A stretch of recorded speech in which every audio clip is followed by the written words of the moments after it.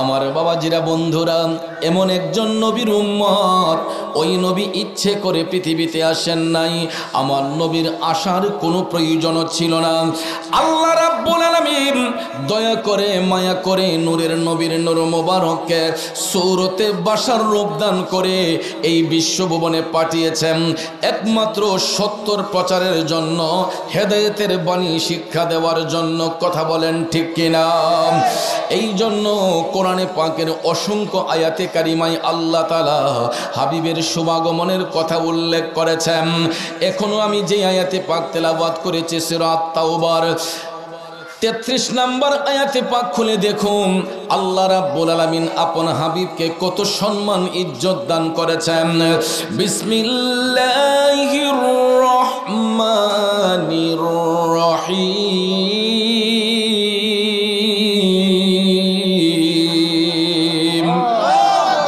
হুয়াল্লাযী আরসালা রাসূলাহু বিল হুদা ওয়া দীনিল الحق ليظهره على الدين كله ولو كره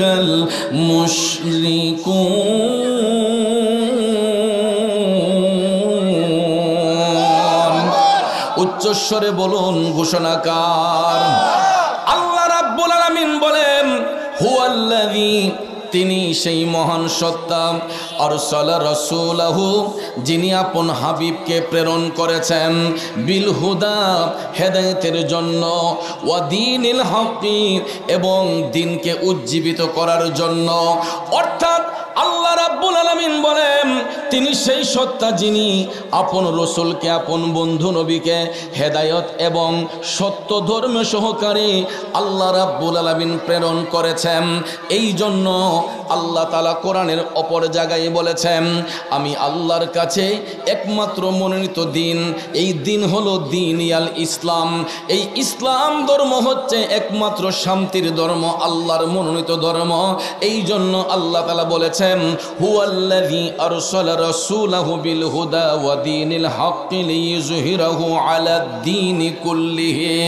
অর্থাৎ আল্লাহ বলেন, আমি আল্লাহ সেই আল্লাহ, যে আল্লাহ আমার আপন হাবিবকে সত্য সহকারে, অর্থাৎ হেদায়েতের বাণী শিক্ষা দেওয়ার জন্য আমি সত্য সহকারে আমার হাবিবকে প্রেরণ করেছি, এবং আমার হাবিবের মাধ্যমে দ্বীন ইসলামকে আমি আল্লাহ উজ্জীবিত করেছি। ওয়ালাউ কারিহাল মুশরিকুন, এবং মুশরিকরা অপ্রীতিকর মনে করে, এবং মুশরিকরা এই দিনকে তারা গ্রহণ করে নাই।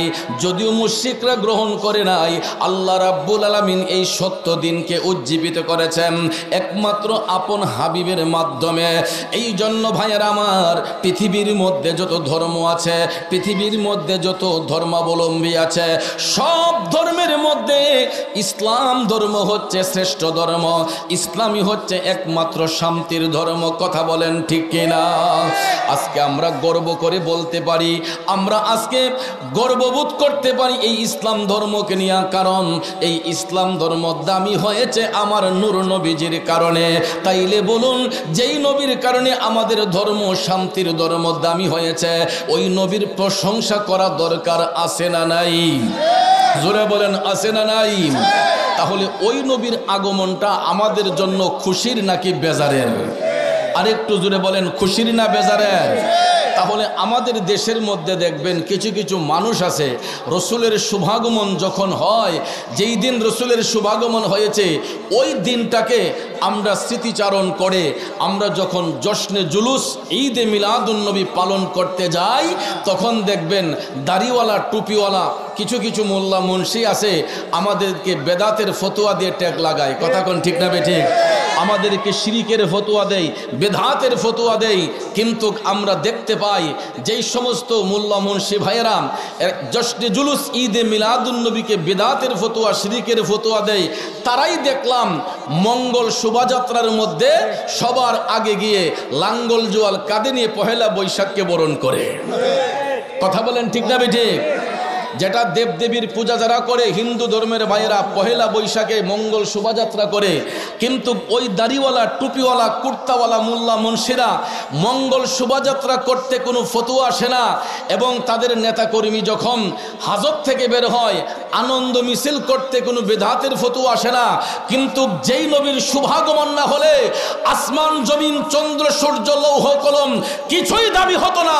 ওই নবীর শুভাগমনকে বেদাতের ফতোয়া যারা দেয়, আপনারা বলুন এরা মুমিন নাকি মুনাফেক? আরো জোরে বলেন, মুমিন না মুনাফেক?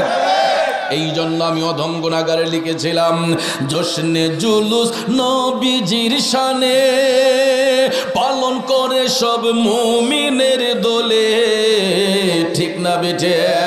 আরে জশ্নে জুলুস নবীজির শানে পালন করে সব মুমিনের দোলে, বলে সবাই একই সুরে, বলে সবাই একই সুরে নারায়ে রিসালাত, কুল কায়নাতের মাঝে মোদের নবী রহমত, কুল কায়নাতের মাঝে মোদের নবী রহমত, শ্রেষ্ঠ নিয়ামতের মাঝে শ্রেষ্ঠ নবী মুহাম্মদ, শ্রেষ্ঠ নিয়ামতের মাঝে শ্রেষ্ঠ নবী মুহাম্মদ, কুল কায়নাতের মাঝে মোদের নবী রহমত, কুল কায়নাতের মাঝে মোদের নবী রহমত। কথা বলেন ঠিক কিনা?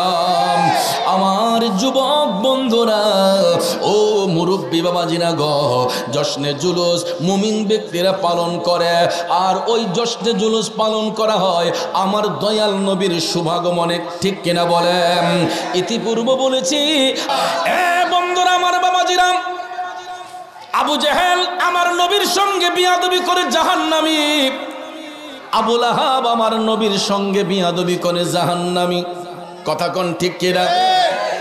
আবু লাহাব জাহান্নামী হওয়া সত্ত্বেও, আবু লাহাব জাহান্নামী হওয়া সত্ত্বেও প্রতি সোমবারে আবু লাহাবের কবরের মধ্যে তার তর্জনী দিয়া জান্নাতের নহর আল্লাহ কিছু সময়ের জন্য প্রবাহমান করে।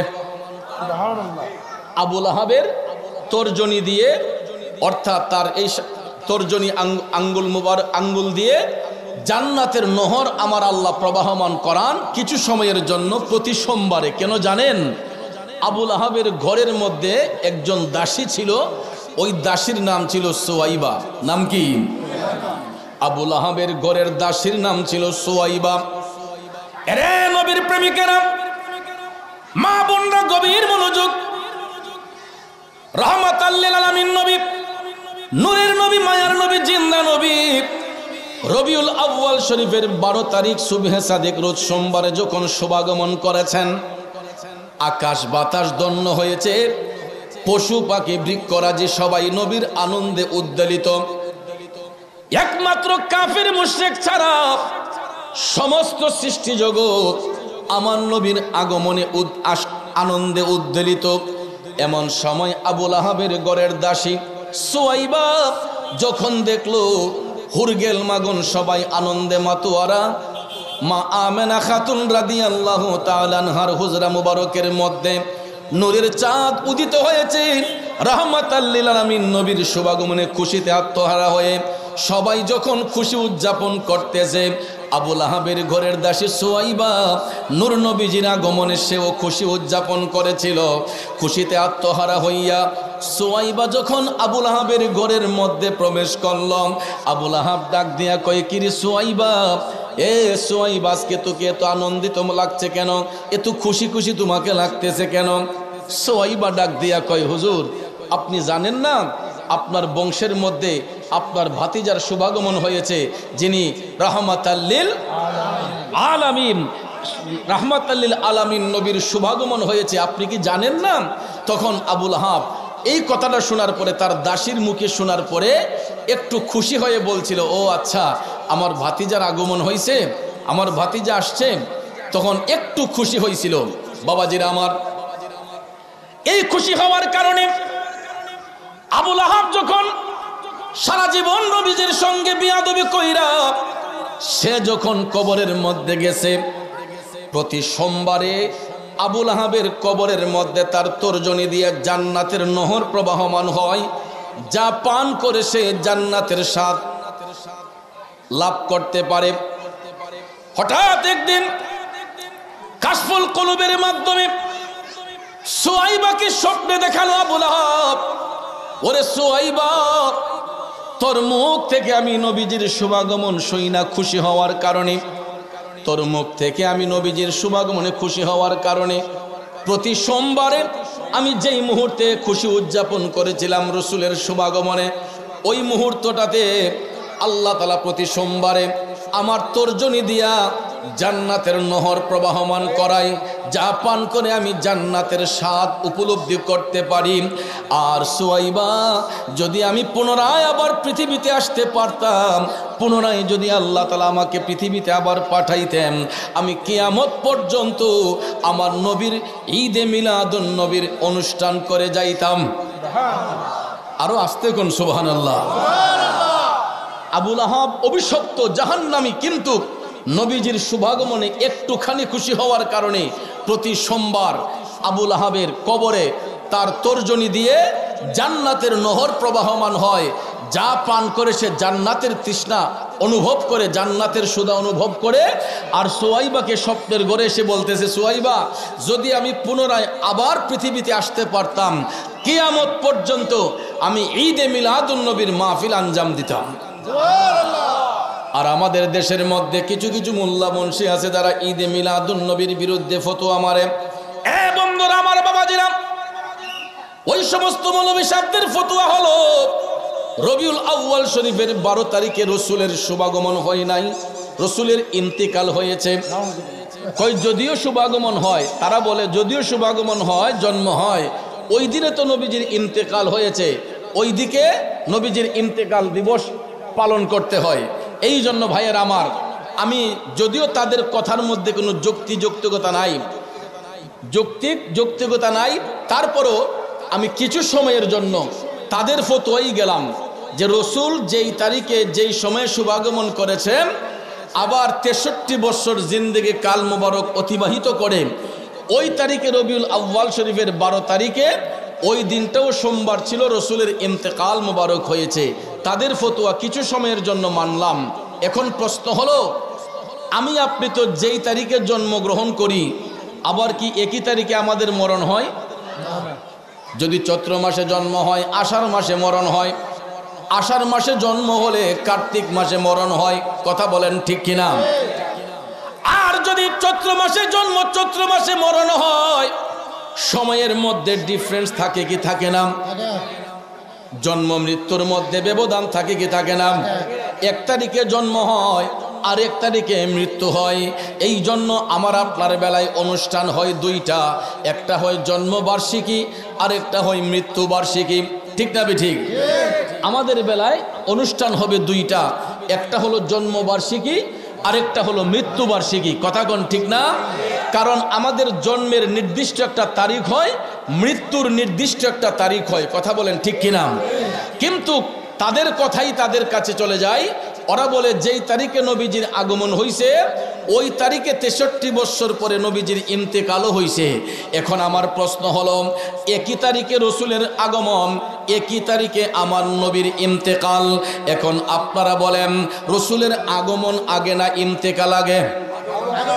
নবীজির শুভাগমন আগে নাকি রসুল গেছেন আগে? আইছেন আগে না গেছেন আগে? বাজিতপুরের বাবাজিরা, আমার আল্লাহ কত মহান! ওই মৌলবী সাহেবদের ফতোয়ায় তারা ধরা পড়ে যায়। যদি একই তারিখে নবীজির শুভাগমন হয়, একই তারিখে নবীজির মরণ হয়, তাইলে তো অবশ্যই নবীজির আগমনটা উপরে। ঠিক না ঠিক? অফারটা পরে আমার আল্লাহ এই 12 রবিউল আউয়াল শরীফে পৃথিবীর কোনো মানুষ যাতে নবীজির ইন্তেকাল দিবস পালন করতে না পারে, গোসল করাইয়া দাও, পাঞ্জাবি পরাইয়া দাও, আতর মাখাইয়া দাও, যাব প্রিয় নবীর, যাব প্রিয় নবীর জুলুসে, এই ধরা ধরাতে মায়ার নবী তশরিফ এনেছে মাগো এই ধরাতে নূরের নবী তশরিফ এনেছে মাগো আমায় পাঞ্জাবি পড়াইয়া দাও আতর মাখাইয়া দাও পাগড়ি পড়াইয়া দাও যাব প্রিয় নবীর জুলুসে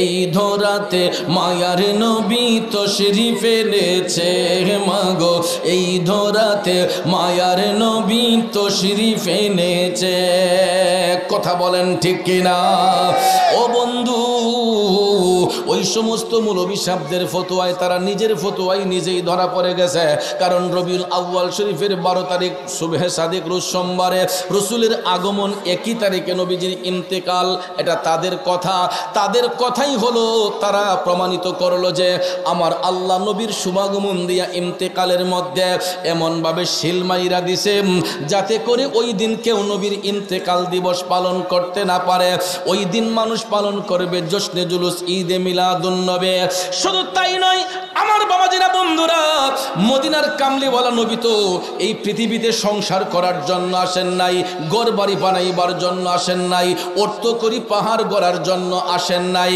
একমাত্র জগৎবাসীকে শিক্ষা দেওয়ার জন্য হেদায়েত শিক্ষা দেওয়ার জন্য কোরআনে পাকের আইনকে বাস্তবায়ন করে দেওয়ার জন্য মূলত আমার নবীর শুভাগমন হয়েছে ঠিক কিনা কোন রসুল কি সংসার করার জন্য আসছেন ঘরবাড়ি বানাইবার জন্য আসছেন তাহলে ভাইয়ার আমার আল্লাহ রাব্বুল আলামিন স্পষ্ট করে বলতেছেন যে তিনি সেই মহান সত্তা যিনি আপন হাবিবকে পৃথিবীতে প্রেরণ করেছেন আপন রসুলকে প্রেরণ করেছেন হেদায়ত অর্থাৎ কোরআনের শিক্ষা এবং সত্য আইনকে বাস্তবায়ন করে দেওয়ার জন্য আল্লাহ তাআলা রসুলকে সূরতে বাশার অর্থাৎ মূলত মানুষ আসলে কি রসুল মানুষ তিনি হাকিকতে আল্লাহর নূর তিনি হাকিকতে আল্লাহর নূর সূরতে তিনি বাশার তিনি দেখতে মানুষের মতো আসলে মানুষ মূলত মানুষ আসলে মানুষ তিনি আল্লাহর নূর নূর বিধায় আমার নবী পৃথিবীতে আইসা 63 বছর জিন্দেগি কাল মুবারক অতিবাহিত করেছেন চন্দ্রের আলো সূর্যের আলো পৃথিবীর কোনো আলো আমার নবীর নূর মুবারকের উপর ছায়া ফেলতে পারে না কথা বলেন পারছেন অথচ আমি আপনি রাস্তা দিয়ে হাঁটলে সূর্যের তাপ যখন লাগে বডির ছায়া পড়ে চন্দ্রের আলো দিয়ে হাঁটলে বডির ছায়া পড়ে বাতির নিচে বসলে আমাদের বডির ছায়া পড়ে কারণ আমরা মানুষ বিদায় আমরা চন্দ্রের আলো সূর্যের আলো এবং বাতির আলোর সঙ্গে বাহাদুরি করতে পারি না আর রসুল আল্লাহর নূর এই জন্য পৃথিবীর কোনো আলো চন্দ্র সূর্য আমার নবীর নূর মুবারক দেখে লজ্জায় তারা হার মেনেছে এই জন্য ভাইয়েরা আমার এই নাত শরীফটা সব মাহফিলে বলি আপনারা শুনতে পান চেহারায়ে মুস্তফা জব দিখায়া গয়া চুপ গয়ে তারে और चांद शर्मा गया आमिना देख कर मुस्कुराने लगी हवा मरियम भी खुशियां मनाने लगी आमिना बीबी सबसे ये कहने लगी दुआ होगी कबूल अल्लाह ही अल्लाह दुआ होगी कबूल अल्लाह बीबी आमिना की फूल उनको साया ज़मीन पर न पाया गया नूर से नूर देखो जुदा ना हुआ जुरे कन्ना सुबहानाल्लाह 63 বছর জিন্দেগি কাল মুবারক আমার নবী এই পৃথিবীতে সূরতে বাশার রূপ নিয়ে চলেছেন চন্দ্রের আলো সূর্যের আলো পৃথিবীর কোনো আলো আমার নবীর নূর মুবারকের উপর ছায়া ফেলতে পারে নাই এই জন্য কবি লিখেছেন উनको साया ज़मीन पर ना पाया गया नूर से नूर देखो जुदा ना हुआ हमको आबिद नबी पर बड़ा नाज है क्या भला मेरी आका का अंदाज है जिससे सरसों मिले शिफा पा गया खाक के तैबा तेरी दूल ला जश्ने आमदे रसूल अल्लाह बीबी आमिना की पूल अल्लाह अल्लाह ही अल्लाह बोलो अल्लाह ही अल्लाह अल्लाह ही अल्लाह बोलो अल्लाह ही अल्लाह बीबी आमिना की फूल अल्लाह जश्ने आमदे रसूल अल्लाह बीबी आमिना की फूल अल्लाह ही अल्लाह उच्च स्वरे बोलुन या রাসূলুল্লাহ। বন্ধু এবার আপনারা বলুন রসুল আসাতে খুশি না বেজার? বন্ধুরা আমার বাবাজিরা আরো পার্থক্য দেখেন আমার নবী কি শিক্ষা দিলেন। আমরা যে নবীর মতো নাম, আমরা যে নবীদের মতো নাম, আমরা যে রসুলের মতো নাম, আরেকটা ডিফারেন্ট হলো ইতিপূর্বে একটা মাহফিলে বলেছিলাম বন্ধু আমি আপনি যখন দুনিয়াতে জন্মগ্রহণ করি আমাদের বয়স যখন 6 কিংবা 7 বছর বা 8 বছর হয় আমাদের একটা অনুষ্ঠান পালন হয় ছেলেদের, এটারে বলা হয় সুন্নতে খতনা। কি বলা হয়? সুন্নতে খতনা, মুসলমানি অনুষ্ঠান। কথা বলেন ঠিক কিনা?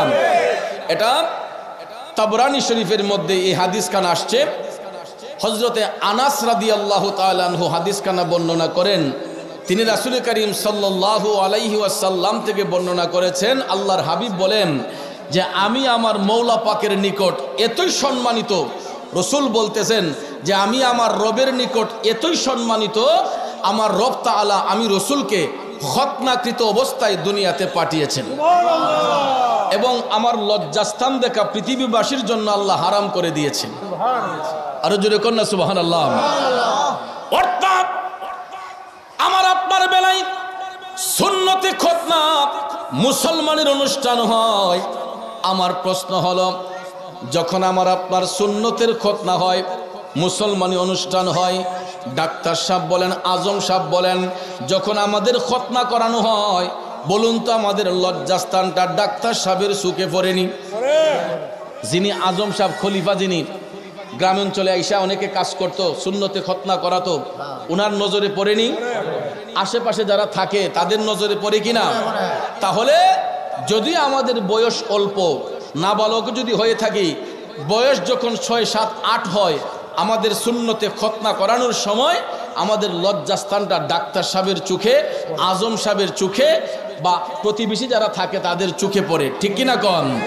আমার রসুল বলেন আমি মওলা পাকের নিকট এতই সম্মানিত আমার রব তাআলা আমি নবীকে খতনাকৃত অবস্থায় পাঠিয়েছেন এবং আমার লজ্জাস্থান দেখা পৃথিবীবাসীর জন্য হারাম করে দিয়েছেন। অর্থাৎ এই হাদিস শরীফের হাসিয়ার মধ্যে এটার ব্যাখ্যা করতে গিয়া বলা হয়েছে যে আমার নবীজি নিজের লজ্জাস্থান মুবারকের দিকে নিজেও কোনোদিন তাকান নাই। এবং ভাইয়ের আমার আমরা যখন শরীয়তের বন্ধন হয় স্বামী এবং স্ত্রী শরীয়তের বৈধতার কারণে স্ত্রীর গোপন অঙ্গ স্বামী দেখতে পারে, স্বামীর গোপন অঙ্গ স্ত্রী দেখতে পারে, শরীয়ত এটা বৈধ করেছে। ঠিক কিনা বলেন? স্বামীর স্ত্রী তাদের গোপন অঙ্গ শরীয়ত বৈধ করার কারণে একজন আরেকজনের গোপনাঙ্গ দেখার অধিকার রাখে। কিন্তু আমার নবীজির 11 জন বিবি ছিলেন যাদেরকে বলা হয় উম্মাহাতুল মুমিনিন। কি বলা হয়? উম্মাহাতুল মুমিনিন। নবীজির বিবি কয়জন ছিলেন? 11 জন ছিলেন। বন্ধু 11 জন বিবি যিনারা হচ্ছেন উম্মাহাতুল মুমিনিন, মুমিনদের মা।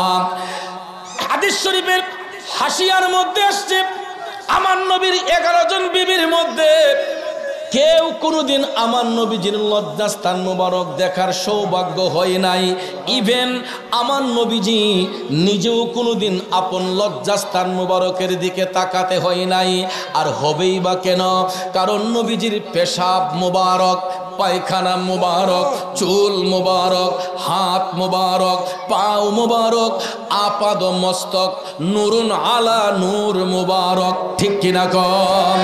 আরো জোরে বলেন ঠিক কিনা? অথচ আমার আপনার পেশাব এটা শুধুই পেশাব, আমার আপনার পায়খানা শুধুই পায়খানা, আমার আপনার পেশাবের মধ্যে দুর্গন্ধ, পায়খানাতে দুর্গন্ধ। আমার নবীজির পেশাব মুবারকে মেশক আম্বরের গন্ধ, পায়খানা মুবারকে মেশক আম্বরের গন্ধ। ঠিক কিনা বলেন? বন্ধুরা আমার, বাবাজিরা, অর্থাৎ সৃষ্টির কোনো বস্তুর সঙ্গে আমার নবীর তুলনা হয় না, হতে পারে না। যারা আমার রসুলকে মানুষের সঙ্গে তুলনা করে, পৃথিবীতে আমাদের মতো তুলনা করে, আপনারা বলেন এদের ইমানের মধ্যে দুর্বলতা আছে না নাই? কথা বলেন আছে না নাই? কারণ রসুল পৃথিবীবাসীকে বলেছেন যে, বিশেষ করে আম্মাজান আয়েশা সিদ্দিকা রাদিয়াল্লাহু তাআলা আনহাকে কোনো একটা প্রশ্নের জবাবে তিনি রসুল বলেছিলেন, আইয়ুকুম মিসলি, আমি কি তোমাদের মতো? তখন আম্মাজান আয়েশা সিদ্দিকা রাদিয়াল্লাহু তাআলা আনহা লজ্জিত হয়ে গেলেন। তখন রসুল বলেছেন, হে আয়েশা, আমি রসুলের সঙ্গে সৃষ্টির কোনো বস্তুর তুলনা হইতে পারে? কারণ রসুলকে ইজ্জত দিয়েছেন কে? আরাফানা লাকা যিকরাক। আল্লাহ কয়, হাবিব, আপনার ইজ্জত, আপনার প্রশংসা আমি আল্লাহ বাড়াইয়া দিছি। দুনিয়ার মোল্লা মুন্সি নবীজির ইজ্জত বাড়াইতেও পারবে না, কমাইতেও পারবে না। আরে মিয়া, আমরা বাড়াইবো কি আর কমাইবো কি? আমরা তো গোলামি করে শেষ করতে পারবো না। ঠিক না বে ঠিক? আমরা নবীর ইজ্জত বাড়াইবারও সাধ্য নাই, কমাইবারও সাধ্য নাই। তবে একটা জিনিস করতে পারি, এটা হলো গোলামি। কি করতে পারি? যত বেশি নবীর গোলামি করবেন, যে আয় আল্লাহ তোমার হাবিবের গোলামি চাই, ইয়া রাসূল, আয় আল্লাহ আমি তোমার হাবিবের গোলামি চাই। নবীজির গোলামি যেই ব্যক্তি করতে পারে, ওই ব্যক্তি জান্নাতের টিকিট পাইতে পারে। ঠিক না ঠিক? রসুলের গোলামি যার মধ্যে থাকবে, ওই ব্যক্তির জন্য জান্নাত অবধারিত থাকবে। এ বন্ধুরা আমার, বাবাজিরা, আল্লাহর অলিগণ তো এমনি হন নাই, আল্লাহর অলিগণ এমনিতেই হন নাই, তারা হয়েছেন একমাত্র নবীজির গোলামির মাধ্যমে। নবীজির গোলামি যারা করে, তাদের কাশফুল কুলুব হয়, অন্তর চক্ষু পরিষ্কার হয়। আর অন্তর চক্ষু যাদের পরিষ্কার হয়, এরা শুধু দুনিয়াটা দেখে না, জাহিরি চোখ দিয়ে তো দুনিয়া দেখা যায়। আর যাদের কাশফুল কুলুব হয়ে যায়, অন্তর চক্ষু দিয়ে আল্লাহর আরশ পর্যন্ত দেখা যায়। আমরা এলাকাবাসীরা কোনো কিছু হলেই আমরা দেখি সৈয়দ মোগল মিয়া সাহেবের মাজার শরীফে চলে আসি। কোনো একটা ভালো কাজ করতে গেলে আল্লাহর অলির মাজারে নজরানা দেই, হাদিয়া তোহফা দেই। কেন দেই? আমরা তো মানুষ, সৈয়দ মোগল মিয়া সাহেবও মানুষ। ঠিক না ঠিক? তো মানুষে পার্থক্য আসেনি? কথা বলেন আসেনি? পার্থক্যটা হলো, আমি আপনি এমন কোনো কর্ম করতে পারি নাই যেই কারণে আমার আপনার কাছে মানুষ আসবে কোনো কিছু পাবার জন্য। তিনি এমন একটা কর্ম করেছেন, ইশকে মোস্তফার প্রেমী, হুব্বে মোস্তফার প্রেমী, নিজেকে এমনভাবে রাঙ্গিয়েছেন, জাতি ধর্ম নির্বিশেষে। আমি দেখেছি শুধু মুসলমান নয়, হিন্দু ধর্মের মানুষও আল্লাহর অলির প্রেমে মাতোয়ারা। ঠিক না ঠিক? তো যারা মৌলার প্রেমে ফানা হইয়া যায়, যারা মৌলার প্রেমে বিভোর হইয়া যায়, যারা নবীর গোলামিতে মাশগুল হয়ে যায়, আমার আল্লাহ পাক তাদেরকে মৌলার আমানতে নিয়ে যান। তাদের ইজ্জত সম্মান আসে কার পক্ষ থেকে? দুনিয়ার কেউ বেইজ্জতি করতে পারবে? আল্লাহ বলেন, ওয়া তুইজ্জু মান তাশা ওয়া তুযিল্লু মান তাশা বিয়াদিকাল খাইর। আল্লাহকে, ওগো হাবিব, আপনি বলে দেন, আমি আল্লাহ যাকে ইচ্ছা সম্মান দিতে পারি, যার কাছ থেকে ইচ্ছা সম্মান কেড়ে নিতে পারি। কথা কোন ঠিক না ঠিক? তাহলে আপনারা গত কয়েকদিন আগে সারা পৃথিবীতে তোলপাড় হয়ে গেছে আপনার এই কোথায় সেটা রাজবাড়িতে নুরাল পাগলা নামে একজন আশেক ছিল, মাজনুন ব্যক্তি। সে পাগল হালতে চলাফেরা করত, ইশকে মুস্তফার প্রেমে, নবীর প্রেমে ফানা ছিল, অলি আল্লাহর প্রেমে মাতুয়ারা ছিল, মৌলার প্রেমে ফানা ছিল সেই নুরাল পাগলা। কেউ তাকে চিনতো? কথা বলেন, চিনতো? তো দুনিয়ার মানুষ চাইছে তাকে বেইজ্জতি করত। কিছু পাতলা মৌলবি চাইছিল যে নুরাল পাগলাকে পুরাইয়া মনে হয় তারা নিজেকে জাহির করে ফেলবে, কিন্তু এটা বুঝলো না যে আমরা তো আগুন দিয়ে পুরাই নাই, বরং আগুন দিয়ে পুরানোর মাধ্যমে নুরাল পাগলা যে একজন সত্যিকারের আশেক, এটা তারা প্রমাণ করে দিছে। 15 দিন পরে, 14 দিন পরে শুনলাম নাকি 15 দিন পরে, 17 দিন পরে কবর থেকে তার লাশ উঠানো হলো। ভাইয়ার আমার, সাধারণত লাশ যদি আমরা একদিন রাখি, 2 দিনের বেলায় পচন ধরে যায়, ঠিক না ঠিক? লাশ ফুলে যায়, পচন ধরে যায়। কিন্তু নুরাল পাগলা 17 দিন মাটির নিচে অন্ধকার কবরে, কিন্তু দেখা যায় 17 দিন পরে লাশ যখন উঠানো হলো তখন দেখা যায় লাশের মধ্যে কোনো পচন নাই, দুর্গন্ধ নাই। কথা বলেন ঠিক কিনা? সেই তৌহিদি জনতার নামে একদল যেই মৌলবী আছে, ওই মুনাফিকরা বলে ওরা নাকি মেডিসিন দিছে, আমরা মেডিসিন দিয়ে গন্ধ নির্মূল করছি। আসলে এটা নয়, এটা ভাউতাবাজি, কারণ এটা মিথ্যা কথা। কারণ আল্লাহর ওলিদেরকে কার আমানতে থাকেন? আল্লাহর ওলিরা আমার মৌলা পাকের আমানতে থাকেন। কথা বলেন ঠিক না ঠিক? এই জন্য আমার ভাইয়েরা, যেই কথাটা বলতে চেয়েছিলাম, যারা নবীর গোলামি করবে এরাই আল্লাহর বন্ধু হবে। যাদের মধ্যে নবীজির গোলামি থাকবে তারা আল্লাহর আমানতে যাবে। সৈয়দ মোগল মিয়া সাহেব, আব্দুর রউফ মোগল মিয়া সাহেব, তিনি আল্লাহর আমানতে চলে গেছেন। আল্লাহর বন্ধু হওয়ার কারণে তিনি মৌলার প্রেমে ফানা হয়ে নবীর গোলামি করে দুনিয়ার মায়া ত্যাগ করে পরজগতে তিনি আরাম করতেছেন। আপনারা বলুন, আল্লাহর ওলিরা মরানা জিন্দা? মরানা জিন্দা? জিন্দা বিদায় আমার আল্লাহ তাদের মাধ্যমে কারামত প্রকাশ করে, অলৌকিক কিছু ক্ষমতা প্রকাশ করে। এই জন্য বাজানো সব কিছু নিয়ে তামাশা করবেন, আল্লাহর ওলিদেরকে নিয়ে কোনোদিন তামাশা করবেন না। যারা এই দেশের মধ্যে মাজার শরীফের উপর হামলা করেছে, আল্লাহর ওলিদের মাজার শরীফের ইট খুলেছে, ভুলে যাবেন না এই বিচার একদিন না একদিন আল্লাহর আদালত হবে, আমাদের দুনিয়ার আদালত হবে, শুধু সময়ের অপেক্ষা। ঠিক কিনা বলেন? শুধু সময়ের অপেক্ষা। যারা আল্লাহর ওলিদের মাজার শরীফে হামলা করেছে, যারা আল্লাহর ওলিদের মাজার শরীফের ইটগুলা খুলেছে, এর বিচার একদিন না একদিন এই বাংলার মাটিতেই হবে ইনশাআল্লাহ। আপনারা দেখেছেন গত কয়েকদিন আগে আরেকটা আইন তারা প্রণয়ন করতে চেয়েছে, রাজধানীর হাইকোর্ট মাজার শরীফে যেখানে আল্লাহর ওলি শুয়ে আরাম করতেছেন, যেখানে আল্লাহর ওলি শুয়ে আরাম করতেছেন, সেই হাইকোর্ট মাজার শরীফ এটা ভেঙ্গে তারা চাচ্ছে সেখানে মসজিদ নির্মাণ করতে। ভাইয়ার আমার, ওই সমস্ত পাগলের দলরা জানে না যে ওই মাজারওয়ালারাই এই দেশে মসজিদ নির্মাণ করেছে। এই মাজারওয়ালারাই এই দেশে আইসা মসজিদ নির্মাণ করেছে, আজানের ধ্বনি প্রতিষ্ঠিত করেছে, নামাজ কায়েম করেছে। কথা কোন ঠিক না বেঠিক? বন্ধুরা আমার, বাবাজিরা আমার, আমাদের সিলেটের ভাষায় একটা কথা বলে যে খার উসিলায় সিন্নি খাইলায় মোল্লা চিল্লায় না। যাদের উসিলায় এই দেশ আবাদ হয়েছে, যাদের উসিলায় এই দেশ ইসলামী রাষ্ট্র কায়েম হয়েছে, আজকে সেই ওলি আল্লাহদের বিরুদ্ধে কথা বলতেছেন, ধ্বংস হয়ে যাবেন। ঠিক কিনা বলেন? কারণ পাপে বাপেরও সারে না, পাপে বাপেরও সারে না। এই জন্য বাবাজিরা আমার, ঈদে মিলাদুন্নবী সাল্লাল্লাহু আলাইহি ওয়াসাল্লামের মাহফিল, আল্লাহর ওলির পাক দরবারে বসে আমরা এটাই বলবো যে আমরা নবীর গোলামি করব। ঠিক কিনা বলেন? আমরা ওলি আল্লাহর পক্ষে থাকবো। ঠিক কিনা বলেন? আমরা হকের পক্ষে থাকতে চাই। ঠিক কিনা বলেন? আল্লাহ পাক যেন আমিষ আমাদের সবাইকে কবুল করেন। সবাই বলেন আমিন।